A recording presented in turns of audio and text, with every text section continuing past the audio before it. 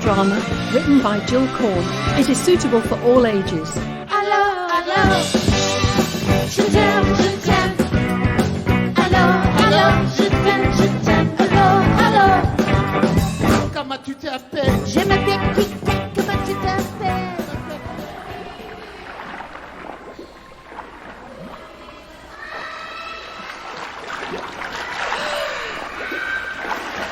How many lengths is that, Barb? Barbara, how many? Are you sure? I'd have said 19 at least. Well, I'll do another one. Then I make it 20. I said I'll get out after this one, Barb. I think Barb's going just a wee bit deaf. Un peu sourde. She certainly can't count. I think she does it on purpose to make me swim more lengths, and she thinks I don't notice. But I swim faster than her. I'm pretty sure I overtook her a couple of times anyway. Crawl is always faster than breaststroke. That's definitely 19 now. Nearly there, Barb. One more and I'm out. Sauna? Not today. I want my coffee and my scone. Is it possible to look disapproving in a rubber swim cap with pink petals on it? Barb manages it anyway. Why does she wear that thing? Her hair looks far worse than mine when she takes it off. Quick rub with a towel and mine's dry. And here we go. Oof. That was good. See you in the cafe, Barb. No need to rush.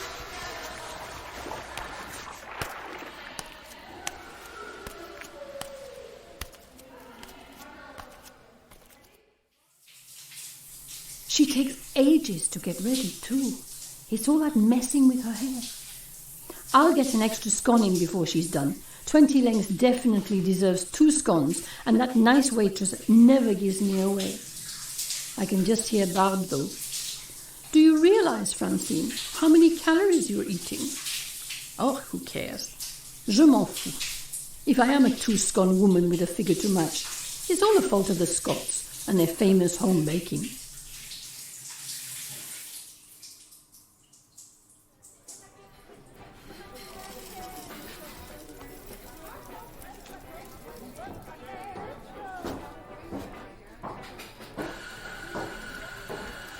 Thank you, Daniela. Oh, is that homemade jam?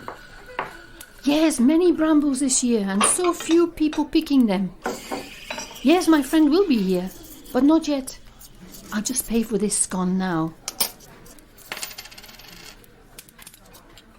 And mum's the word. Daniela, such a pretty girl.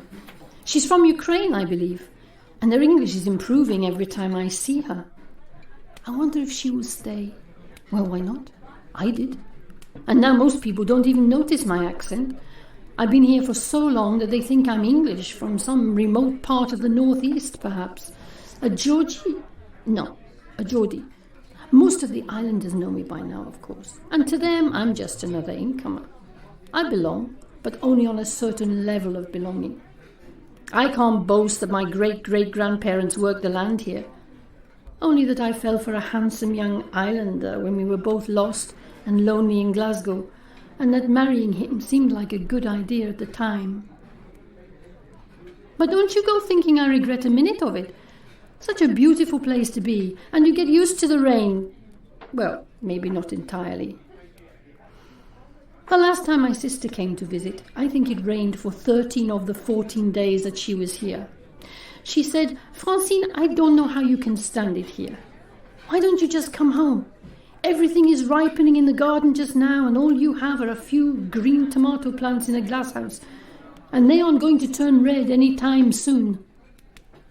I'm translating for you, of course, and leaving out the swear words, which somehow sound so much worse when I say them in Scots. I can't even remember what I said to her, to my sister. Probably muttered something about making green tomato chutney when the autumn comes, and the comfort of a log fire when the storms are raging outside. She wasn't convinced anyway. Daniela, I finished with the plate now. Yes, can you take this? Thank you. Barb, over here. I was just about to order the scones. No, you look fine. Who's going to see you anyway? Ah, Daniela. Yes, just the 2 scones, please. And a tea for you, Barb? A tea and a black coffee. Yes, that's everything. Thank you.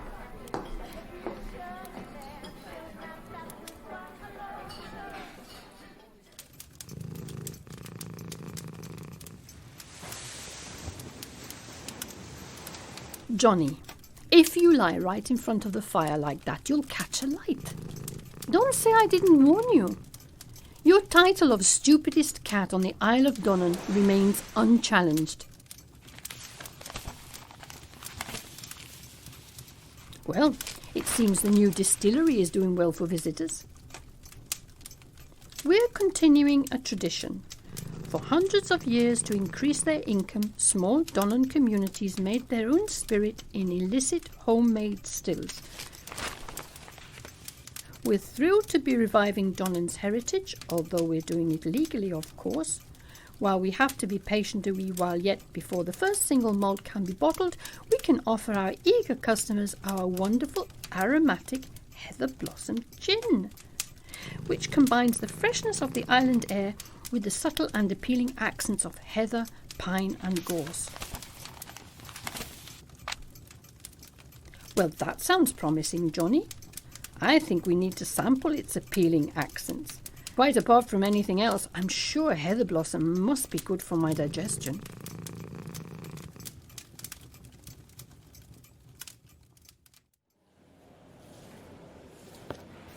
Good morning, Joe. I love the new showroom. It looks so classy.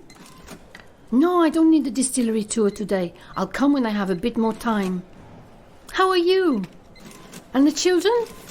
Getting big? If I was still teaching, I'd be looking out for your eldest coming through about now, yes? No, French wasn't your best subject. But who knows? Your children could turn out to be especially gifted in the most beautiful language in the world. Yes, next to Scots, of course. So, Joe, I was wondering if you have the new gin available. The heather blossom, yes. Any discounts for senior citizens? Sort of encouraging us to take our 5 a day? No? But a sample? Yes, that would be good. Why don't you join me? I see. On duty, of course. I could drink yours. Oh, thank you. You always were a sweet boy, despite your lack of French. À la tienne. Oof. It is unusual. Very flowery, yes. Délicieux. I better just take the one bottle, I think. For now, anyway. It is a pretty bottle. I'm sure I could make a table lamp out of that. When it's empty, of course. It's going to last me a while. Naturally.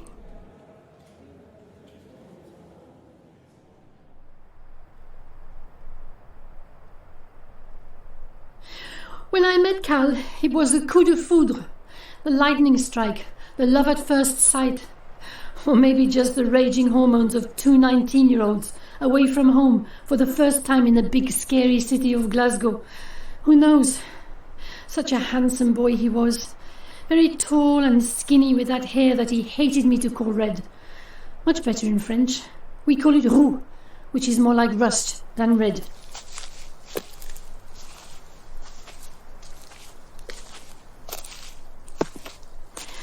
I fattened you up though, didn't I, Cal? You could never resist my French cooking. Where are you now, I wonder? I know you're not really here, chérie, even though I come to chat. This is a beautiful spot, and I know why you chose to be up here, with the mountain always looking on. And the leaves are turning to those reds and golds like your hair used to be. But I'm not as hardy as you, and I can feel such a bite in this wind. Still, I brought bulbs to plant for the spring. Tiny narcissi. I'll put them in clumps all around you. You love them, don't you? I'm sorry it's taken me 3 years to do it. Same old disorganized Fran.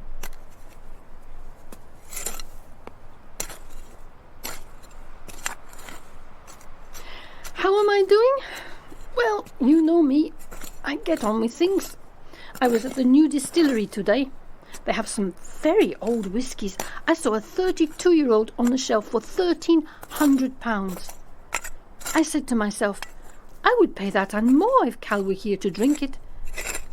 But I can't lure you back, even with an old bottle of whisky, can I, my love? Barb keeps an eye on me. We're walking to the Muckle Cave tomorrow. Me, Barb and Victor. She spoils that dog completely. I bring the coffee and cakes. Barb brings a picnic for Victor. Then every poo that he produces is carefully examined, bagged and carried home. Oh, c'est dégueulasse. She says terriers are intelligent dogs, but I think Victor is the exception. He's so dim he doesn't even come back when she calls him. He has a special gold collar with a sat-nav in it, so she can find him when he runs away. Thank God I'm a cat woman. Johnny Hallyday is quite enough for me. There. That's done, my darling. Time to go. Stay cool, my Cal, wherever you are. Je t'aime, tu sais. I love you.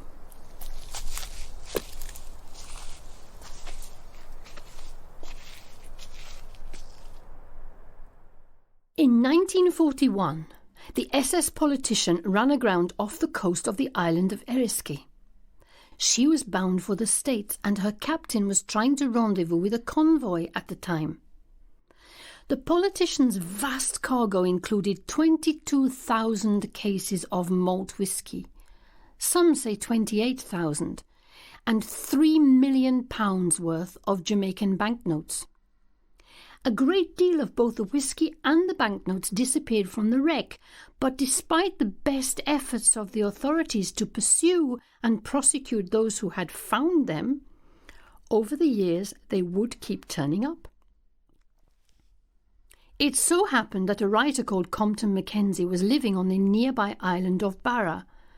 Mackenzie was inspired to write a novel based on the wreck of the politician, and he finished it in a few short weeks. It sold almost as well as the Salvage Spirit had done, and it made his name. I remember when I first came here, Cal telling me that if I wanted to understand island life, I should watch Whisky Galore, the film that was made from Mackenzie's book in 1949. I loved the film. I must have watched it a dozen times. But I still don't understand island life. C'est la vie. Well, maybe I should take to writing. I wonder if the world's ready for a Frenchwoman's take on life in the Scottish Islands. I haven't actually opened it yet. Does it taste of heather blossom? I'm not sure what heather blossom tastes like. I never ate it. You can buy the honey, though. No, the sample did taste more like gin than honey. Barb, where are you going? Victor! The only dog I know that chases seaweed. Cal would say he has mince for brains. Call him back, Barb. No, he won't come, of course. He'll stop at the water, won't he? No, he won't. Barb, you can't go in. It's freezing. Nom de Dieu, quelle bagaille. Will you come out, Barbara? You're up to your ankles. Look, he's swimming back. He's caught his seaweed and he's bringing it... Not to me, Victor. I don't want it. Oh, merde, you stupid animal. Barb, you're soaked, and I'm not much better. No, I don't have a towel for Victor. I didn't bring a towel because I wasn't intending to go wild swimming.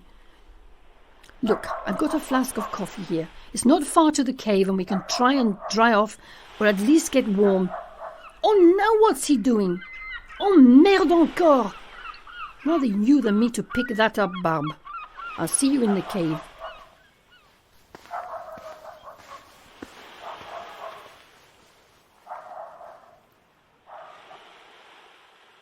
Roger Hutchinson's book, Polly sets out the facts about the grounding of the SS politician, which has passed into island mythology, helped along by Whisky Galore, of course. During the war, so many ships were being sunk or damaged in the Atlantic that the politicians' insurers hesitated before appointing the Liverpool and Glasgow Salvage Association to inspect and then salvage the cargo. The insurers wanted to be certain that the cargo was worth the cost of the rescue. Once appointed, the Liverpool and Glasgow Salvage Association set about their task conscientiously, taking off 10 crates of boots and shoes, 7 crates of enamelware, 1 keg of carbonate of magnesium and 2 bags of clover seed. They also salvaged 32 bundles of toilet soap, 8 drums of disinfectant, a bundle of plumbing pipes, 2 trusses of carpeting and 3 damaged baths, as well as an undisclosed number of glazed tiles and some machetes. They left on board the 22 or maybe 28,000 cases of malt whisky and the £3 million in banknotes. According to Roger Hutchinson, the ship and her remaining cargo were quickly christened Polly by the local people, so that as boats of every size and description converged on the wreck from all directions, many bottles of Polly were sampled and loaded and whisked away to who knew where.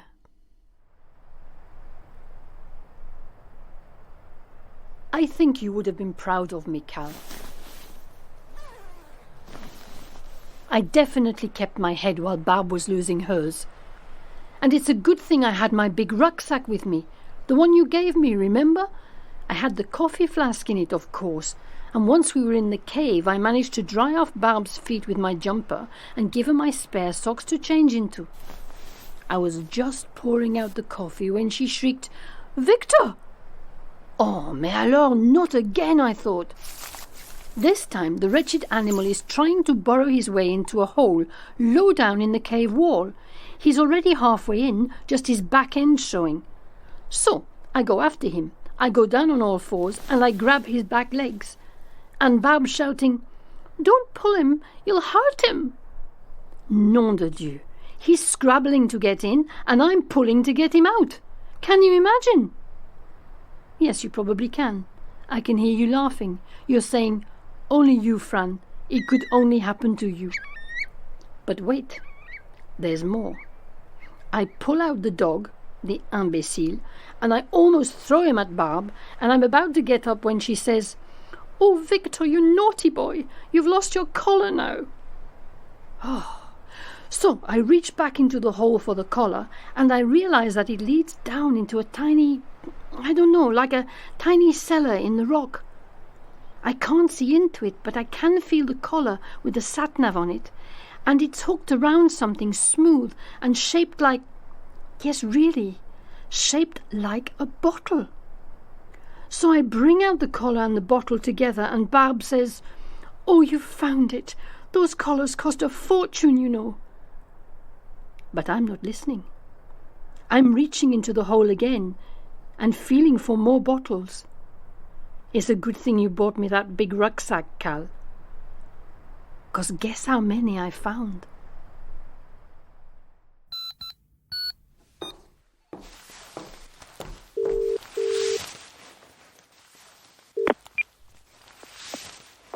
Hello? Hello, Joe? Thank goodness, I was hoping it was you. Yes, I need your advice. I found some very old bottles hidden in the Muckle Cave. I know, it's incredible, but I think they might be... Yes, I know. They're filthy. I brushed off some of the dirt, but it looks as though they are corked and perhaps sealed with something. Yes, it might be wax. It's all black. There's writing around the top of them. Yes, it says, "Federal law forbids sale or reuse of this bottle." How I got them? That's a long story, but I think I got them all. 6, Joe. There are 6 of them. Heavy to carry. Yes, I brought them all back. They're here on my kitchen table. You think the police? I thought that too. Shall I call Sergeant Gordon or will you? Oh, they're quite safe here. What can possibly happen to them in my kitchen?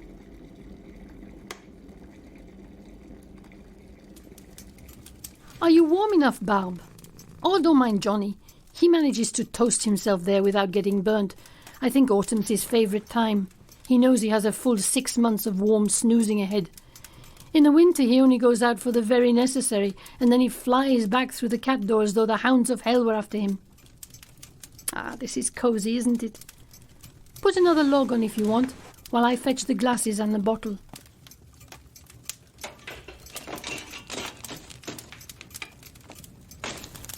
Oh, don't worry about Sergeant Gordon. I think he was just thrilled to get his hands on the stuff.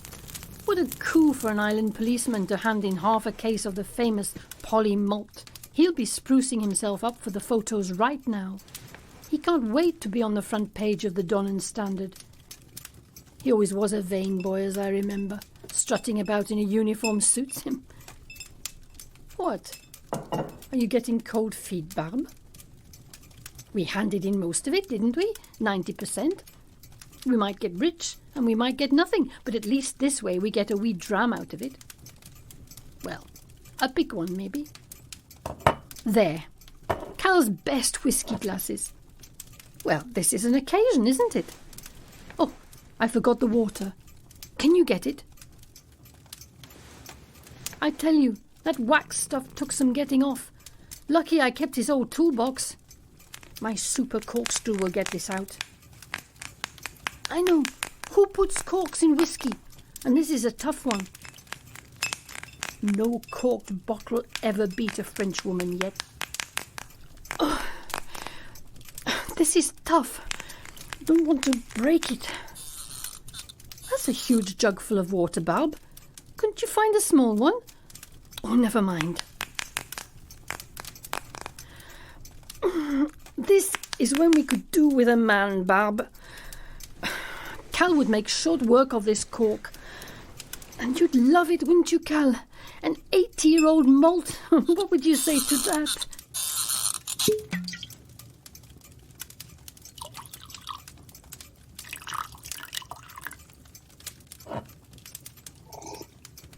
Oh,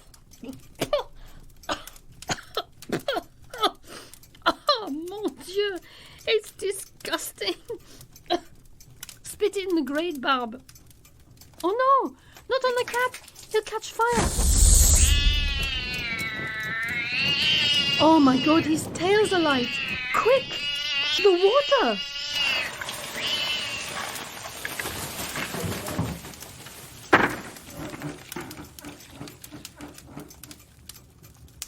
Oh well, Johnny Halliday's away, and very wise too. I just hope he doesn't get arrested for smelling of drink. I'm joking, Barb. So now what? How do you fancy a nip of heather blossom? It's gin. No, I didn't find it. I told you I bought it.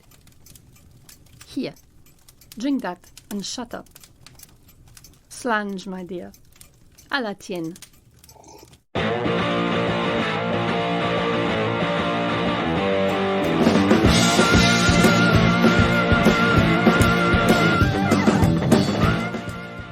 Galore is an audio drama written by Jill Corn.